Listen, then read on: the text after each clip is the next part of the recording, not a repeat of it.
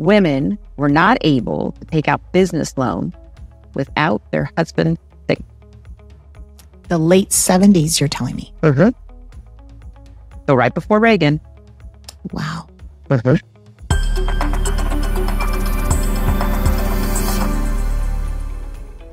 You could just explain what that systemic change looks like and what the definition is and just expound upon that. So, my idea in asking you this is that it's a real thing. And the more we can discuss it and help those who maybe are not quite familiar of what that means and what that looks like, maybe we can help educate so they can identify it within their own organizational industry structures. So, yes. I'm happy to. And I'll give this example in the context of a fact that I heard recently that just really blew me away on the one hand, but on the other hand didn't, which is that, and I'll say it to you, did you know, I think it was in the late 70s, until the late 70s, women were not able to take out business loans without their husband. The late 70s, you're telling me? So right before Reagan. Wow. That is so a somebody fact that I says this didn't to me and I realize. said, really? I know. And I think to myself, well, that makes somewhat, I understand this context of our country and our history. I mean, most people don't realize that the insured, the home loans that were often used through the 50s, 60s, and early 70s for many people to buy their first, second, their starter homes, or for families to kind of get going, that actually the federal government until into the late 60s, I think it was, early 70s, that's when they actually diversified those and allowed African Americans to take those loans. Those loans were not allowed to be taken. They were restricted from African Americans in terms of purchasing homes. And so when I think about that, then I think about the women's movement. I say, oh, okay, that I understand this is part of that time frame. When you think about that, think about today. Okay, so, late 70s, I'm born, you're born, most people listen to this podcast are alive. And we're talking about business, small business, startup business, and folks understanding, being like my daughter sitting at my side and hearing me on these conference calls and understanding how to do business and negotiate things. Women are the fastest growing group of entrepreneurs. And now let's think, but we are yet women, and women of color in particular, but we are a small percentage, around 3% of the people receiving this institutional investment. Well, if we weren't able to take loans from institutions like banks, there was no history or practice or backing of women taking on investment capital, which is its own contractual basis that would be occurring. And so when you think about systemic change, were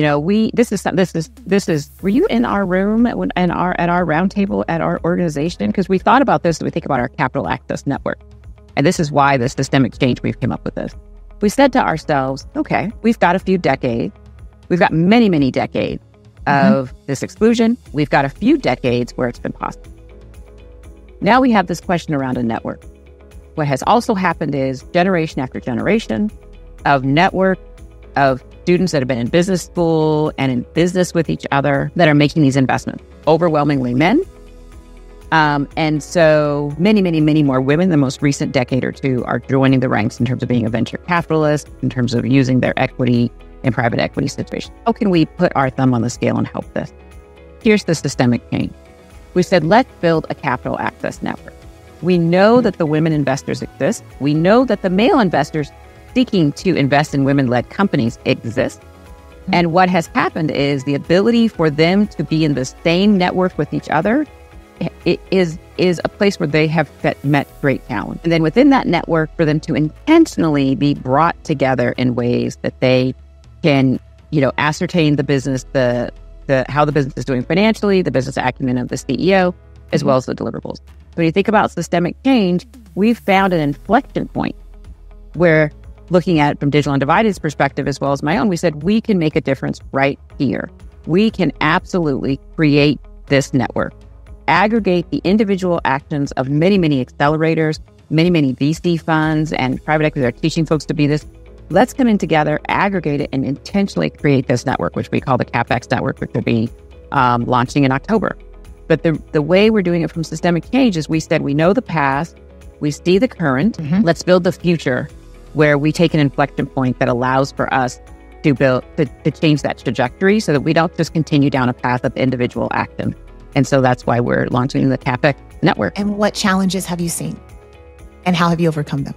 So the first challenge that we've seen is that when you're looking to do something to have a multiplier, scalable, systemic impact, yes, people often see individual action as the inflection point. So someone will say, oh, that's so great that you're thinking of doing that. Did you know that John or Jane or Bob is doing that out of Florida?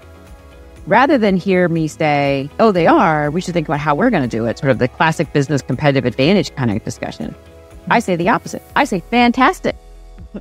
What we want is you introduce me to John or Jane, we want them in the capital access multiplier network. We want to amplify what they're doing. Since our goal is to bring greater amplification to all of it, our goal is to actually be inclusive of all of those efforts that are occurring as opposed to being exclusive. But really kind of helping people see that the individual action of individual participants, we have to get everybody into the same means of being able to connect with each other in a methodical way to create the inflection point, as opposed to create individual contribution, which is fantastic. We love it. But we want to put them together to build that tidal wave together. And so that's what we're doing.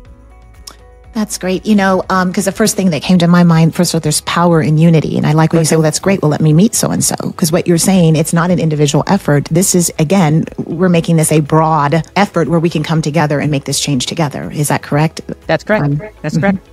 That's how you make from taking a moment or an individual contribution to turning it into a movement.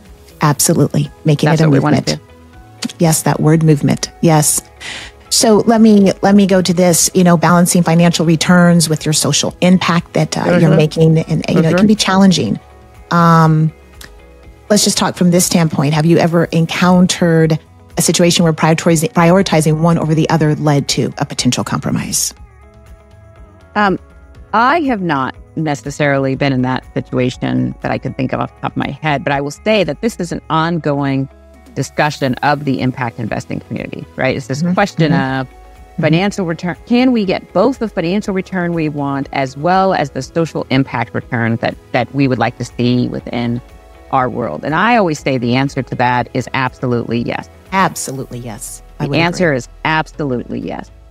And for me, the question becomes the intentionality of creating the opportunity to collect the right data for understanding impact, and the ability to pivot and expand in ways that continue that impact in the same way that people do for return.